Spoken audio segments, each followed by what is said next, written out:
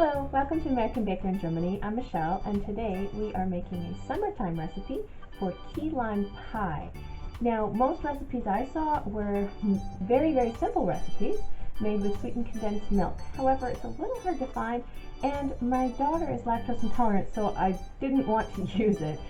So I have an alternative recipe that doesn't use sweetened condensed milk. But it is a little bit more complicated than the simple recipe. But I'm still excited about it, and it was really delicious, so let's get started. Lots of ingredients today. We need 8 to 10 graham crackers, or about 1.5 cups of graham cracker crumbs for the crust, a 1/4 cup or 65 grams of melted butter for the crust.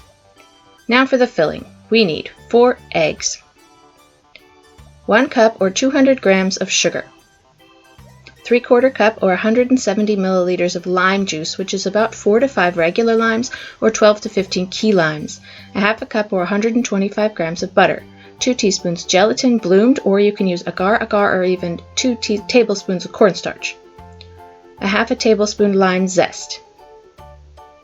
First, we make our crust.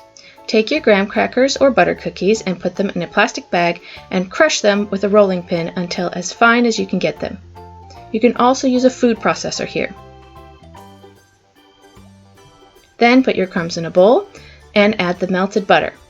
Stir until combined and the mixture has the texture of wet sand.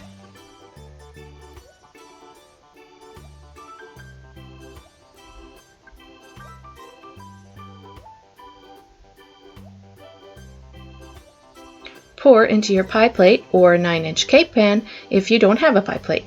Spread the crumbs around and press them into the sides and bottom with the back of a spoon or something else flat.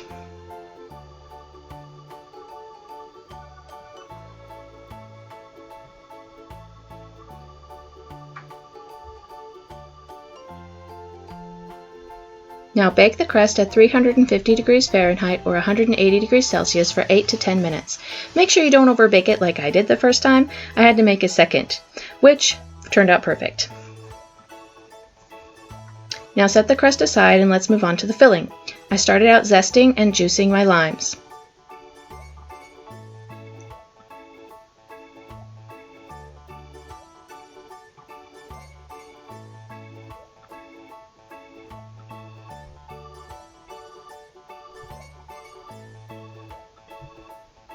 Then into a metal or glass bowl, add your sugar, all 4 eggs, and your lime juice. Also add your cornstarch here if you're going with that instead of gelatin.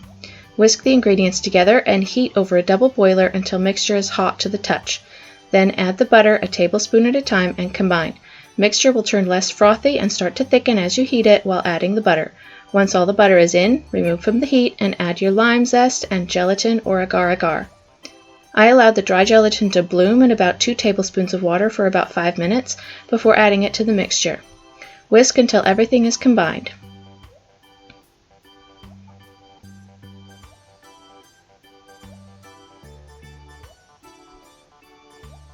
Pour it over the cooled crust and refrigerate for at least 3 hours. Since it's starting out so hot, it takes some time to set up. Once the pie is set up, you can cut it with a knife. But since I didn't have a side crust, I loosened the pie from the edge before trying to cut it.